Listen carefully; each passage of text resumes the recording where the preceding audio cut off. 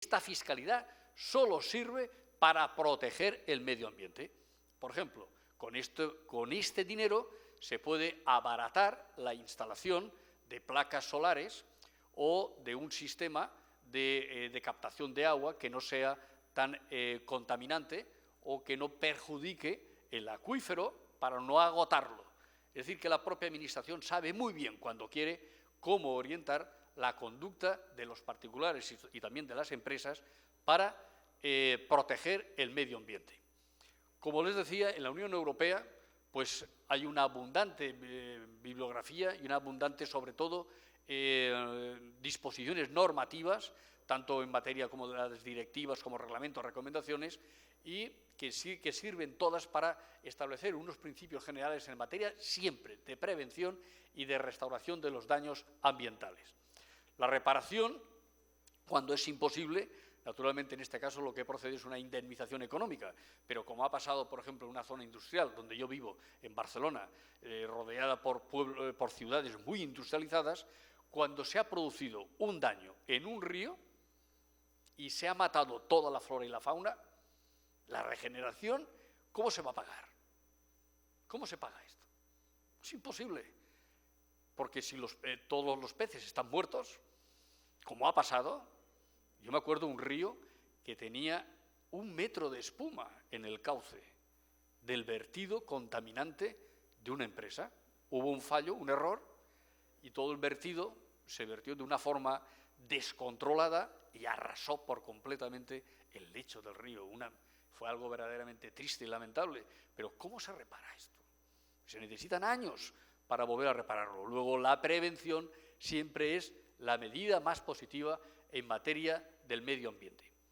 A ver si podemos, este es el artículo que les comentaba anteriormente de la Ley General Tributaria, y la fiscalidad, pues aquí lo tienen como el fundamento de los tributos, no solamente es la recaudación, el fundamento naturalmente es recaudar con fines generales, pero en materia de medio ambiente es una finalidad específica, Por lo tanto, el coste social que asume la propia comunidad está justificado por la protección que se tiene del medio ambiente. Y dentro de lo que es el estado del bienestar, el estado prestacional, que en Europa está de moda y que el Estado lo asume todo y todos dependemos del Estado, pues el Estado también tiene que adoptar las medidas necesarias para producir la defensa del medio ambiente. Uno de los aspectos que incido en esta idea es la legislación fiscal. Una legislación fiscal que esté adecuada al momento histórico y, sobre todo, al proceso industrial y productivo de cada momento es básico para conseguir una orientación o una reorientación con la finalidad siempre de proteger el medio ambiente. Bien, pues voy a terminar porque creo que es ya el tiempo y ahora pues le cedo la palabra muy gustosamente a mi querido colega, el doctor Borrero. Muchas gracias a todos por su atención.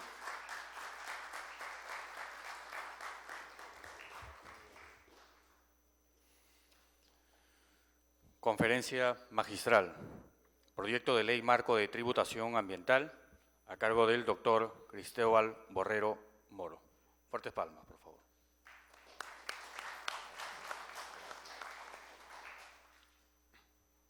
Bien, buenos días. Quiero comenzar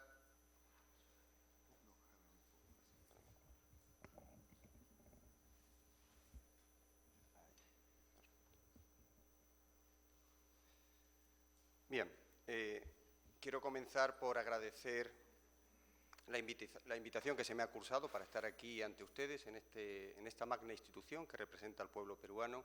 Para mí es todo un honor y una responsabilidad esta invitación al dictado de esta conferencia en defensa de la Ley Marco de Tributación Ambiental. Yo tengo que comenzar diciendo una obviedad, pero que tal vez no seamos conscientes de ella. El medio ambiente es el presupuesto de la vida. Por tanto, es el presupuesto de la existencia humana.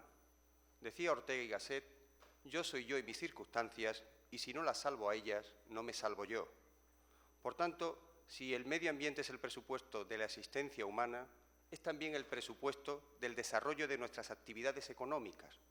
Por eso, Si esto es una verdad evidente, no se entiende por qué el planteamiento se hace en los términos de economía versus ambiente, de un modo antitético, cuando lo propio es la síntesis, la economía en la medida que el medio lo permita. Y esto no es otra cosa que el desarrollo sostenible. Esto está dicho por por las Naciones Unidas hace 30 años. Entonces, nos encontramos con que en la actualidad tenemos un problema ambiental grave. Está el cambio climático, enciendes la televisión y da pena. Incendios por grandes temperaturas en Europa, Grecia, Portugal y en otras partes del mundo inundaciones catastróficas. El agujero en la capa de ozono, la contaminación del agua, el agotamiento de los recursos. El problema ambiental es muy grave y además no es una cosa coyuntural, es estructural. Y la novedad de los últimos años es que se empieza a ser consciente de que el problema ambiental cuestiona la vida en el planeta. Entonces, si nosotros tenemos un problema ambiental grave, permanente y que cuestiona la existencia de la vida en el planeta, es necesaria la intervención pública. Y en un Estado de derecho, como es Perú, la intervención pública solo se puede hacer con el derecho. El derecho es el que tiene que intervenir, porque nosotros no debemos olvidar que el responsable de ese problema ambiental es el hombre, somos nosotros. Primero con nuestra existencia, que es masiva, y luego con nuestro comportamiento, que en buena parte está guiada por la avaricia, por el egoísmo. Tengo 10, cuando los tengo quiero 20, cuando los tengo quiero 40, y no paramos. Es una sociedad consumista sin límites. Y entonces, ante ese problema ambiental grave que cuestiona la vida y que los responsables somos nosotros, la intervención se tiene que realizar con el derecho, porque el derecho ciertamente no puede ordenar el medio, no se puede legislar para que se acabe con el agotamiento del agujero de la capa de ozono, no se puede. Es decir, no podemos caer en el ridículo en el que cayó el rey inglés que tras naufragar una nave mandó azotar al océano. Eso no se puede hacer. La naturaleza no entiende de derecho, pero nosotros sí. El derecho ordena comportamientos humanos y, por tanto, es necesaria esa intervención. Es necesario que los ordenamientos jurídicos acojan esas necesidades ambientales. Y eso es lo que está ocurriendo en todos los países del mundo. Los ordenamientos jurídicos reconocen al medio ambiente como un bien jurídico, las constituciones, las leyes. Yo pido disculpas si me equivoco, pero la Constitución peruana, si no me equivoco, en el artículo 67, alude a que el Estado promueve el uso sostenible de sus recursos naturales. Es decir, que Perú no es ajeno a esa voluntad de preservar el medio. Es decir, que el derecho se preocupa del problema ambiental. Entonces, si debemos intervenir, ¿cómo hacerlo? Y el problema ambiental plantea un problema complejo. Y no se ha conocido, o no se conoce, o al menos yo no lo conozco, un instrumento jurídico apto por sí solo para resolver el problema ambiental. Entonces, ¿qué ocurre? Que es necesario una respuesta integral del derecho. El magistrado compañero Eduardo Barrachina ha comentado sobre los instrumentos administrativos y, por tanto, son necesarios. Y en este marco es donde aparecen los instrumentos o herramientas jurídicas tributarias. El tributo ambiental, la exención ambiental, sobre el que también se ha ocupado. Es decir, ordenaciones del deber de contribuir con un fin, preservar el medio. ¿Y cómo se puede preservar el medio con tributos? Pues se puede hacer de dos maneras. Primero, modulando comportamientos, incentivando aquellos comportamientos favorables al medio y desincentivando los contrarios. Pongo un ejemplo que citaba anteriormente en una reunión particular que teníamos unos compañeros, y es el siguiente. En España, en los últimos años, se ha regulado el impuesto sobre matriculación de vehículos, que grava la adquisición del vehículo propiamente su matriculación, que es una autorización administrativa, se grava con un impuesto sobre matriculación. Y resulta que si tú compras un vehículo eléctrico, O si tú compras un pequeño vehículo que ahora se está poniendo de moda para funcionar por la ciudad, porque evidentemente todas las ciudades tienen problemas de tráfico y sobre todo de aparcamientos, pequeños vehículos cuyas emisiones son reducidas, el tipo es 0 o reducido. Y si tú compras un todoterreno que tiene una capacidad contaminante importante, el tipo es del 14% del valor del vehículo. Es decir, que la señal económica es importante. Si yo opto por el todoterreno, sé que voy a tener un sobrecoste. Y habrá personas que evidentemente pues tengan una capacidad económica importante y no le importe pagar ese 14% de más. Pero otras personas se lo pensarán. Y eso es lo que hace el tributo, modular, el tributo ambiental, claro está, modular el comportamiento, mandar señales económicas. Y también el tributo consigue esa función a través de la obtención de recursos. Pero cuando hablamos de tributos ambientales, no estamos hablando de cualquier tributo. Es decir, el impuesto sobre la renta de las personas físicas, que genera importantes ingresos, si nosotros dijésemos, si nosotros legislásemos y dijésemos el 10% se va a afectar para la protección del medio, eso no lo convierte en tributo ambiental al impuesto sobre la renta. El tributo ambiental es aquel que obtiene los recursos imputando los costes al contaminador. Es decir, lo que en teoría económica se conoce como internalizando los costes.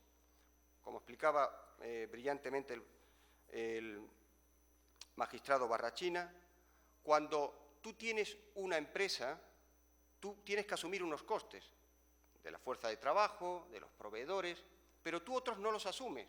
El vertido al río, las emisiones contaminantes a la atmósfera, no los asumes. Y eso crea externalidades que se materializan en una merma de calidad de vida de los ciudadanos.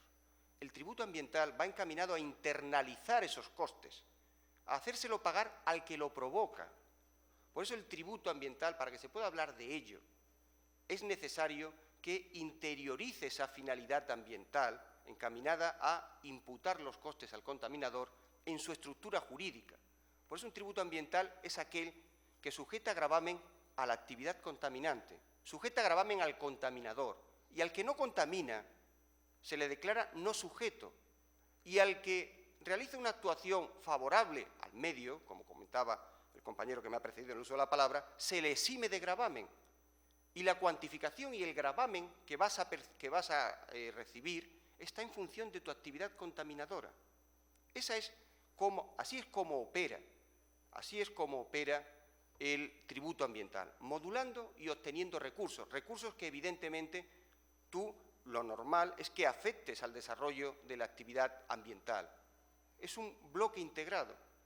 Haces pagar al que provoca el coste e inviertes lo que consigues en restaurar. Y de ese modo también, a través del tributo ambiental, desincentiva el comportamiento, porque al empresario, al que desarrolla la actividad económica, o al particular que desarrollamos esas actividades de degradación del medio, nos llega una señal en proporción a nuestra responsabilidad ambiental. Y ese desincentivo ocasiona la idea de reducir, de prevenir, de no contaminar, de anticiparnos al problema, modulando nuestro comportamiento. Y eso es, modestamente, lo que yo creo que se contiene en el proyecto de ley marco de la tributación ambiental. Y sin afán de aburrir a los participantes, voy a proceder a leer algunos artículos donde quedan, entiendo, reflejadas estas ideas. Por ejemplo, el artículo 2 de la ley dice que la ley marco de tributación ambiental se fundamenta en el deber de contribuir a la preservación del medio. O el artículo 3 alude a que la ley marco de tributación ambiental se inserta en el ámbito normativo que constituye la Ley General del Ambiente y la ley tributaria, es decir, que los tributos ambientales son tributos, eso no puede quedar en duda. Pero además de tributos, son tributos orientados a hacer realidad la protección del medio. Es decir, y eso está contemplado en este proyecto de ley. O el artículo 5, finalidades ambientales de la ley, dice el artículo 5 de ese proyecto. La Ley Marco de Tributación Ambiental está encaminada a coadyuvar a la preservación del medio ambiente mediante la concreta ordenación del sistema tributario en orden tanto a obtener recursos dinerarios que permitan afrontar una política de gasto público ambiental, como a modular los comportamientos relacionados con el medio, incentivando los favorables al mismo y y desincentivando los desfavorables que permita prevenir los problemas ambientales. Es decir, lo que hemos dicho, o el artículo 6, que alude a la tributación, podrá materializarse tanto a través del establecimiento de tributos, que podrán ser impuestos tal, como de medidas tributarias. Es decir, que esta voluntad de hacer una ley tributaria ambiental enlaza con lo que constituye propiamente la doctrina tributaria en materia ambiental. Pero claro, eso no es desconocido para el Perú, porque, y pido perdón si me equivoco, porque no soy un conocedor pleno de lo que es el ordenamiento jurídico peruano, pero la Ley General del Ambiente, en su artículo 4 y en su artículo 36.2, contempla la posibilidad de establecer tributos ambientales. Entonces, la pregunta que todos nos estamos haciendo en esta sala es, bueno, si eso está contemplado en la Ley General del Ambiente, ¿por qué? ¿Qué sentido tiene aprobar esta Ley Marco de Tributación Ambiental? Pues para mí tiene 3 razones. La primera es modernizar el sistema tributario, modernizarlo para que pueda hacer frente al problema ambiental y además modernizarlo con las orientaciones que se siguen en los países más avanzados, los países nórdicos de Europa, Suiza, Alemania, que es el camino que está siguiendo España desde el 90. Entonces, la idea es configurar un sistema tributario que permita financiar el gasto público, es decir, coadyuvar con esta ley a que el sistema nos siga permitiendo financiar el gasto público, pero a la par ser sensible al comportamiento de los ciudadanos. Si estos favorecen el medio, incentivarles. Si estos son degradadores, desincentivarles, con un incremento del coste del tributo, de sus costes económicos. Hay un segundo, para mí fundamental, una segunda razón.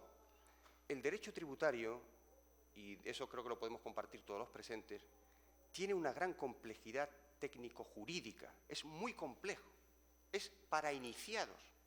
No es un derecho común como el derecho civil, que todos podemos haber oído de una compraventa, de un arrendamiento. El derecho tributario no está en el vocabulario particular, es de iniciados. Se habla de hecho imponible, de vengo, de conceptos muy difíciles. Esta complejidad técnica se incrementa, se multiplica cuando tiene como objeto un tributo extrafiscal, es decir, una finalidad extrafiscal, como ocurre aquí. Un tributo para preservar el medio, la complejidad se incrementa.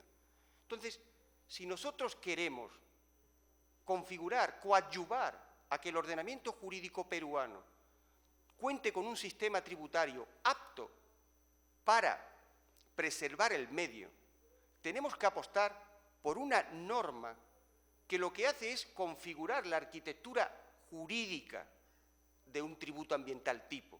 Lo que hace es definir los elementos básicos de esa arquitectura y permitir que si el legislador tiene a bien con el tiempo apostar por esta herramienta jurídica, que es el tributo ambiental, cuyas ventajas ha definido brillantemente Eduardo, pues tiene ya el modelo regulado, los parámetros jurídicos básicos, lo tiene regulado.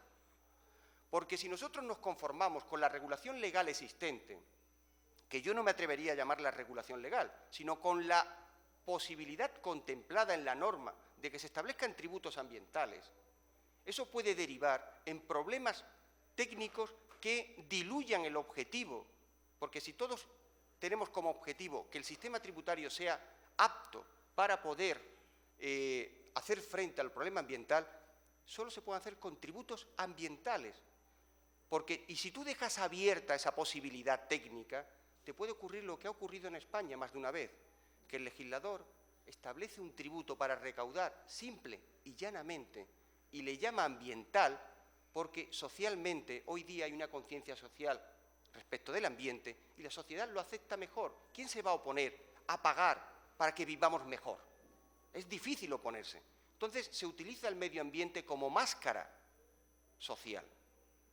Y esto no ocurre, o por lo menos se limita su posibilidad, si tú tienes los parámetros jurídicos de un tributo ambiental tipo, configurados en una norma, a la que se tiene que atener el legislador si quiere optar por esta herramienta, que no es la única, que no es el paradigma de nada, que es un instrumento jurídico más, que hay múltiples casos, allí donde están establecidos, en España, en Europa, en Estados Unidos, que resuelve problemas. Y, por tanto, eso ya es valoración del legislador, de su soberanía. Pero, desde luego, la regulación jurídica que esté, porque si no nos podemos encontrar con que cuando se quiera hacer uso de lo que hoy día dice la Ley General Ambiental, acabemos configurando un tributo que le podamos llamar ambiental, pero que sea un nuevo tributo para recaudar. Y la tercera razón y última es un poquito de, entre comillas, de marketing. Yo creo que con una ley marco de tributación ambiental se visualiza, permite visualizar el compromiso del legislador peruano con la protección del medio.